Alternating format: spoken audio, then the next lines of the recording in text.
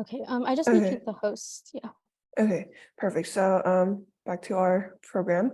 First, I would like to thank Adobe for sponsoring our prizes.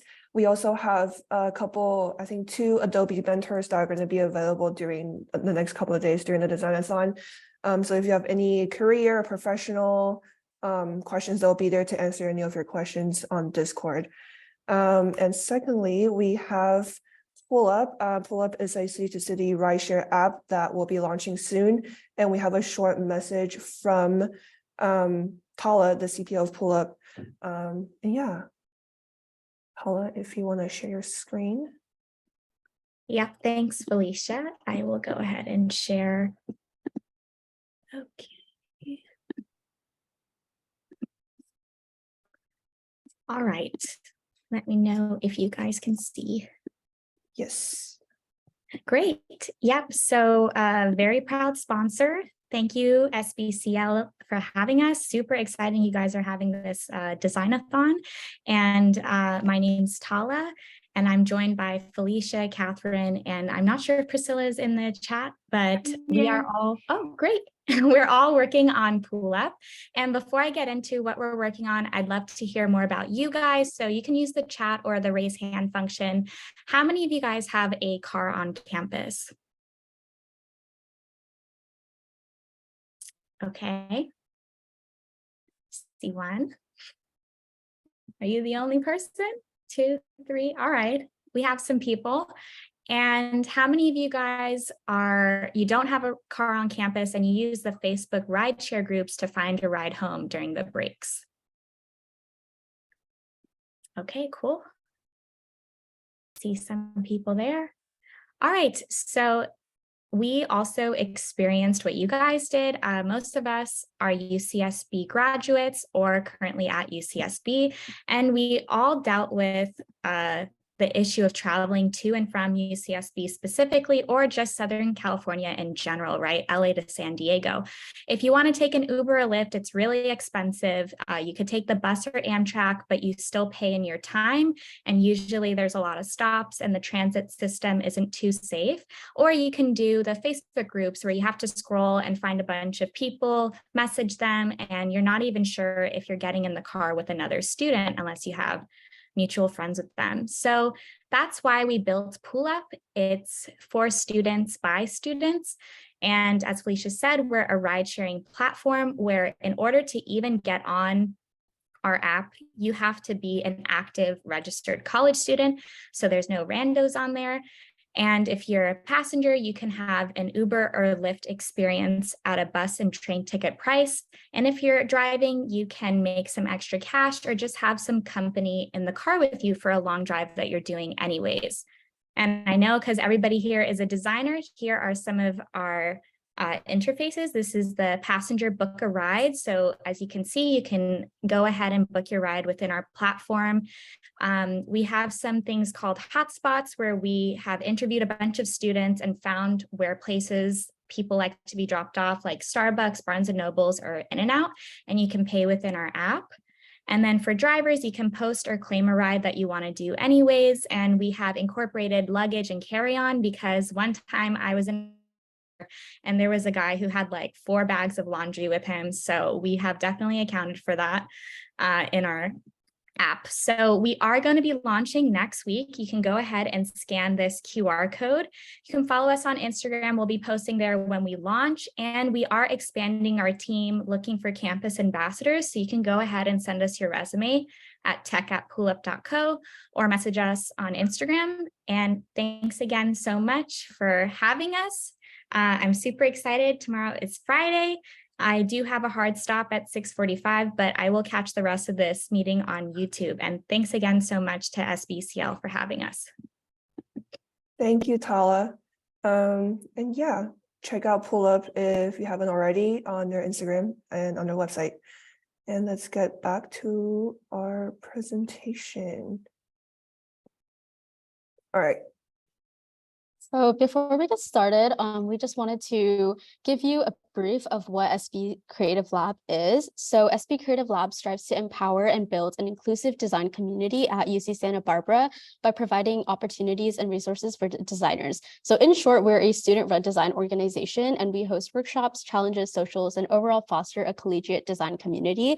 And if you are a UCSB student, we're super excited that you've decided to participate this year, as we have exciting things planned for spring quarter that are focused on refining your Designathon projects.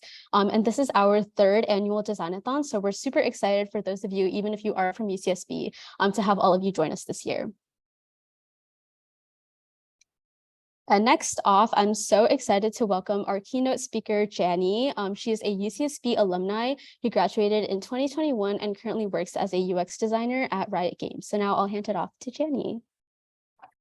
Thank you. Hi guys, thank you so much for having me. My name is Jani, and like she said, I graduated from UCSB in 2021, June of 2021. So it's been like 2 years. I actually graduated with a psych and brain sciences, bachelor's in science and psychological and brain sciences. But I probably switched to PBS in the end of my 3rd year. Previously, I was like a bio major. I was pre-health, had a med track. I was super tunnel visioned. So when I transitioned into design, I had no design experience and no tech experience. And coming from a school like UCSB that doesn't have, at the time, it didn't have the most design resources. They don't have like a UX or a HCI major. We have like, I think like an arts major. But beyond that, there wasn't much. So coming from a school that doesn't have the most design resources, and not even the most tech resources, it was really difficult, but really still exciting to switch into design. So gathering experience at UCSB, and not just UCSB, other schools that even they do have like, let's say like a UX major, I think it was very difficult, but it's definitely doable, and it's really what you put into it. So you can go ahead and next slide. So for me at UCSB, and again, these aren't just necessarily, it's not just like, oh, this is like the criteria or the route you should take if you go to UCSB, if you go to a school that doesn't have a design major, or even if you go to a school that does have like UX resources, a UX major. I feel like this is applicable to anyone trying to transition into design. So for me, at least at UCSB, it was a lot of self-teaching. So I started with self-teaching for myself. Everyone's experience is different, and different things work for different people. I really started first with like YouTube videos. So like when I decided that I wanted to switch into design from pre-health, right? That's a huge jump. It was the end of my 3rd year. I was like, if I'm going to do this, I just have to jump in head first. And I was like, I kind of have to pray for the best. Like I'm gonna pray that this is a good fit. I mean, going into it, I already thought that it would be. I liked design at that point, and I thought the prospect of working in tech would be really interesting. So I started first with like just watching YouTube videos and reading a few Medium articles just to see is this a good fit. And beyond that, I mean, I started doing a lot of networking and reading people's case studies. This one in particular, I think worked the best for me. I loved going onto people's portfolios and reading their case studies to see what they were actually doing as a UX designer or product designer. I found this is just a lot more helpful than like taking, for me at least, like taking free courses on like Coursera and stuff, just because I am someone who likes to see like real world applications. Like you can say UX design and product design is one thing, but for me, it was just way more impactful to know what UX designers and product designers in the industry were actually doing. And by to do that, I would scour LinkedIn for design portfolios, and I would just read case studies, both like real world projects and people's personal projects, to see like what their design process was, how they really get to point A to B, I guess, from that being like idea to like a tangible solution. That really helped me, and it really inspired me beyond like it just taught me like what I should do in my own design process, but it was so inspiring to see what people could do with their like creativity and their ideas. And it really made me motivated to just get started on my portfolio, network with more people to learn more, and like start doing my own projects. Something I also did a lot was I played a lot with Figma, which I'm sure you guys are going to do a lot of. Figma's free. It is a pretty good indicator of, like, it's a tool that you're going to be using a lot as a UX designer or a product designer, or even just a designer in general. So I think it's like, it would, for me, I thought it would be a good indicator if I liked like the tool that I would be using. Maybe it's at least like a small sign that I should at least proceed and learn more. I also did a lot of practice. So at the time, SBCL, when I was transitioning into design, SBCL was not a thing yet. So I tried to get experience with like in other design roles that weren't necessarily like UX design or product design. I got really involved with Gaucho Creative, the consulting agency. At the time, I was a designer, and then eventually I became an account manager, and then the design director of design, I think it was called at the time.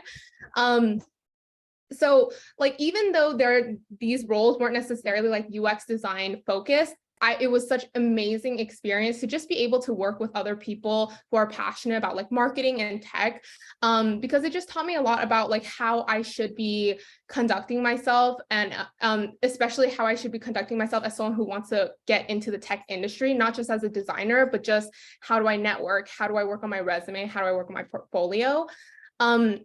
Something else I did was I got involved with college startups. I actually did intern with Pull-Up for a little bit, and also OpenMeal. They're both college startups. OpenMeal, you guys heard about Pull-Up. OpenMeal is specifically, it was creating like a platform for people at the time during COVID who were having difficulty like buying food, and connecting them with restaurants that were having difficulty like selling, because, you know, during the pandemic, it was a lot more difficult to open restaurants, not just open restaurants, but like dine in and also sell food. So just being able, like these college startups, like just finding experiences where I could, and this, like, again, these are college startups, but they weren't necessarily like, UCSB didn't necessarily like provide these like knowledge of what these startups were to me. I really had to go out there and find them. And with design, it's such a saturated field, especially coming from a school that doesn't have a design major, UX design specifically, but like graphic design too. It's such a saturated field coming from like a school that doesn't give you the resources. These opportunities to learn and to get experience, they don't really present themselves to you. You really have to look for them. But I would say UX design and product design is one of those fields where it's like, it's really what you put into it. If you put a lot of effort and time into it, you will see rewards. And that it takes a little bit of time, which I'll get into a little bit, but it's really worth, and it's really fun. I feel like, I mean, if you're here, you probably like design. It's really fun to practice kind of being a good designer. And then with that, you learn and you build a good portfolio and you meet a lot of people. There's also a lot of free and cheaper resources, like the Google UX course. I'm sure some of you guys have heard about that, and like free courses on like I think General Assembly. Some sites have like a few free courses. Of course, you have to buy some later on, but it's a good way to get a little bit of exposure. Something I also did was I created a lot of my own personal projects, and I also I participated in a hackathon, a designathon, like you guys are doing now. I participated with one with Adobe. So you guys are definitely, like, if you're here and you're trying to get like exposed into the design field, you're definitely doing the right thing. I learned so much during my hackathon. Like we did so bad, like our product, we look back on it now and it's really embarrassing, but we learned so much and it was a lot of fun. Next slide. So landing a job. So when I graduated, I didn't have anything lined up, and I probably interviewed for a total of like a year before I landed any offers. So that's probably, it was 3 months out of graduating that I found a job. So let me do 9 months or whatever the math is of actually job hunting during my 4th year of college. So total, it was like a year. I applied and interviewed for literally anything. I think at the end of it, I probably applied to over like I probably sent in like over 500 applications, interviewed for probably over like 25 companies, and total hours of interviewing was probably like, I'm really bad at estimating numbers, but like I would say like 30 plus. It was a lot. And I finally landed 2 offers in the same week. And I mentioned that because that's how important networking, interviewing, and coffee chats are. At some point, I got so good at interviewing because I had done it so many times that I landed 2 offers around the same time because I had gotten really good at describing myself as a designer, sharing my story into design in a way that was really appealing to like people offering these jobs. But that was because I was networking constantly. I had graduated at this point, so I wasn't taking classes. So I had a little bit more time to do this. I was networking, interviewing, and coffee chatting, and that's like a full-time job, but it's definitely really rewarding. Interviewing is definitely an art. You can be a great interviewer. Maybe you're not like, let's say, the most experienced designer. If you're a great interviewer, like there's high chances, or a lot higher chances, that you can land a job if you really practice interviewing. With that being said, you can go to the next slide. With that being said, I am now 2 years post-grad. I'm a UX designer at Riot Games.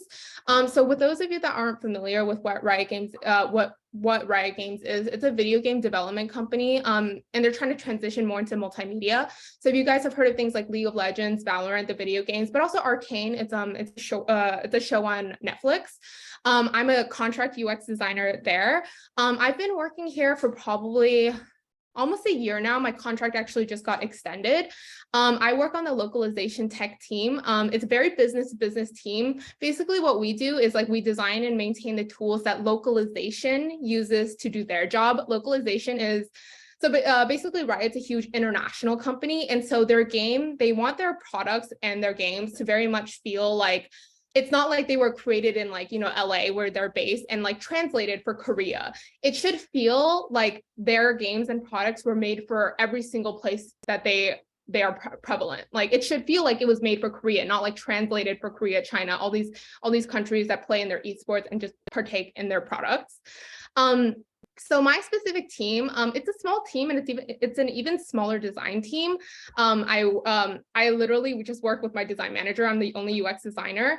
It's been really incredible to work on like a business to business team, which I never thought I would like before. Like I always thought like, I want to work on one of the game facing teams, the one that's like, when people hear it's like, oh, you work at Riot. Oh my God, do you work on like League of Legends? But working on like, just having these experiences of working on things where I didn't think I'd like before, like on my team, I've had the opportunity to both like work on established tools that they've already, so like work on projects that are already existing, but also create things from the ground up. I also have like the opportunity to work with so many different people because localization is so nuanced. And now now I have like exposure in the localization field as well. But just being able to work on something that I'm a huge Riot Games fan. I've been playing video games since like I was in middle school.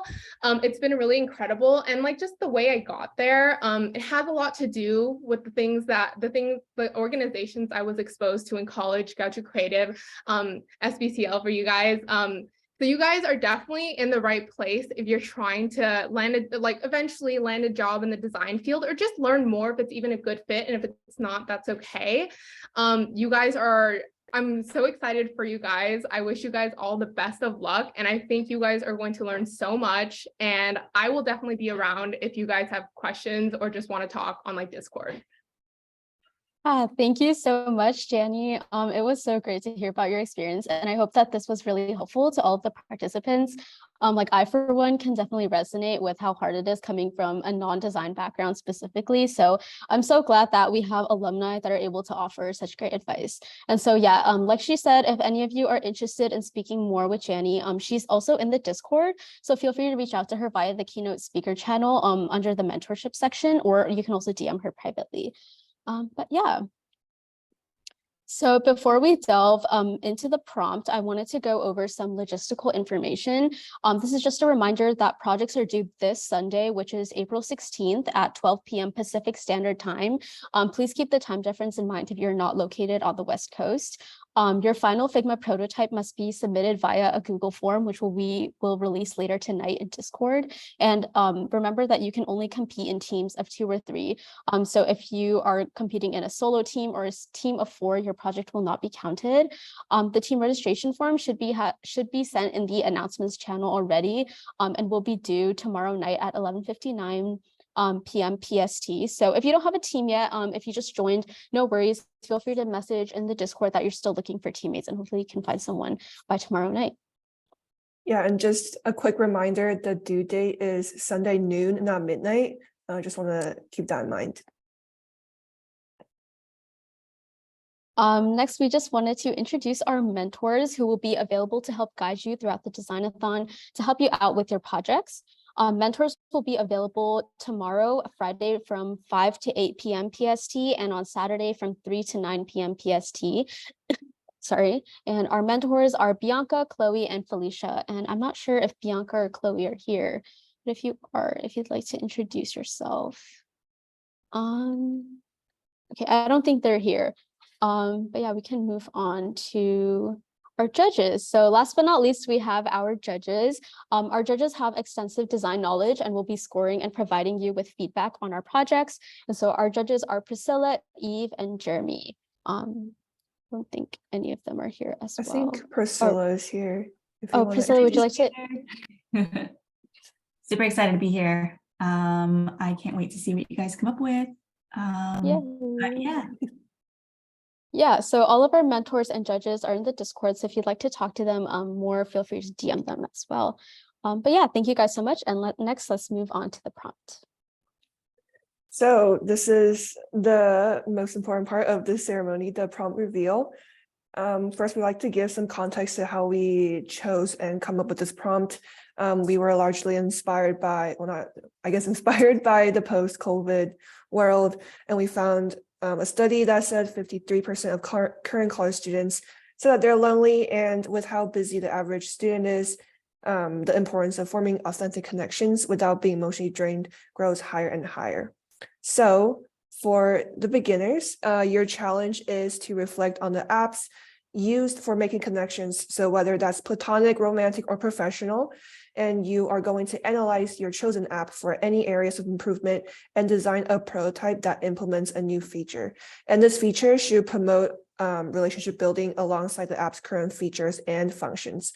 And while you're brainstorming, if you ever feel stuck or anything, we have some apps that we recommend that you could try out, such as Hinge, Bumble, Tinder, LinkedIn, or Clubhouse.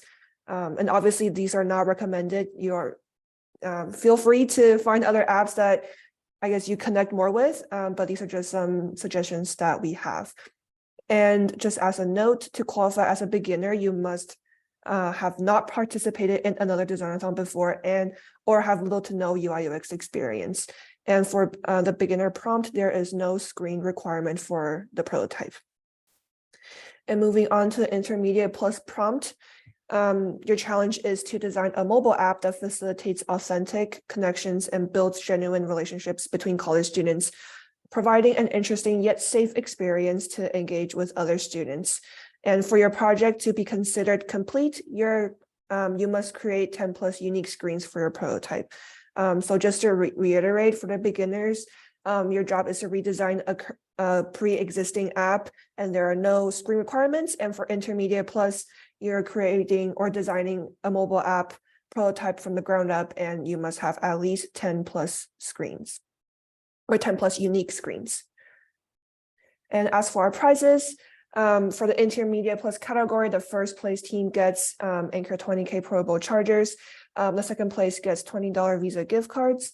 And similarly for the beginner category, the first place gets flower bouquet Lego sets, and the second place also gets a $20 Visa gift card. And for all the winners and honorable mentions, so this is first, second, and third place for both categories, everyone will receive a 90-day free subscription to Pro.io, as well as some SBCL stickers. And for the prizes, just want to make sure no one is sharing the prizes. So if your team has 3 team members, each of the 3 members will get the prize. So just want to get that out there. And for UCSB folks, we also have in-person workspace available. So apologize in advance for those who are not in UCSB. But if you are, we have library rooms 2 through 4 and 2 through 6 booked, and they will be available for you guys to work in person with your team. Personally, I will also be there. A lot of the organizers will also be there during these work hours. So feel free to come back to get some feedback or just want to hang out. And if you have questions, yeah, we'll be there and we'll be available. The rooms will be available Friday, so tomorrow 3 p.m. through 11, Saturday noon to midnight, and Sunday 8 a.m. through noon. And that is right before your project is due. And again, the organizers will be available in person Friday and Saturday from noon to 8 p.m. and then 9 a.m. through noon on Sunday. And yeah, other than that, organizers and mentors will also be available on Discord beyond these hours. So if you can't make these work sessions, or if you're not from UCSB, feel free to drop your questions on Discord, and either an organizer or a mentor will get to you and answer your question. And snacks will be provided in the library rooms. And yeah, that is it for the opening ceremony. Thanks again for being here. If you have any questions, feel free to unmute now or drop in the chat. But other than that, you are free to go and start designing your prototypes. Happy designing, guys.